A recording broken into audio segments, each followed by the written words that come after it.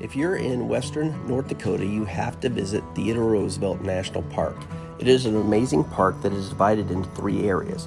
There is the southern unit, the northern unit, and the Elkhorn Ranch area. The southern unit is by far the most visited, and when you go, you have to stop by the visitor center there. It is full of Teddy Roosevelt memorabilia. The most exciting and interesting thing that I saw while we were there is the undershirt that Teddy Roosevelt was wearing in Milwaukee, Wisconsin, when he was getting ready to give a speech, and he was attempted to be assassinated and was shot. There is still a bullet hole in the shirt. He said it takes more than that to kill a bull moose, and then he continued to give his speech for over 90 minutes. After we visited the visitor center, we went out and saw some of the wildlife. There were prairie dogs, and there were lots of them around everywhere. There were wild horses, and the fall colors were in bloom.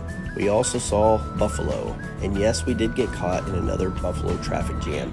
Teddy Roosevelt National Park is interesting because the southern unit and the northern unit are in two separate time zones.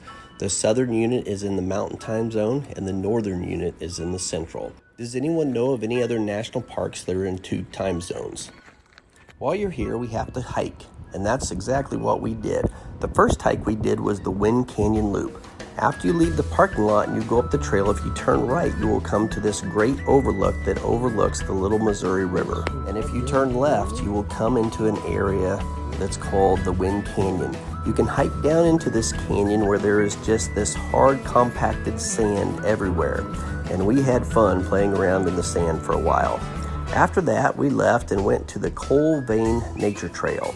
This is an area where an old coal vein had caught fire and burned for decades. The fire is out now, but there are some other places in the park that still have coal vein fires. We went to Buck Hill next and hiked. This was a short hike, but it did have some steep drop-offs. It went straight up this hill, and once you got to the top, you could see some amazing views of the Badlands of North Dakota. After getting to the top, we decided to stay there for a while and just soak in some of this beautiful scenery from western North Dakota. Has anyone else been to Theodore Roosevelt National Park? What was your favorite trail to hike or your favorite thing to do there?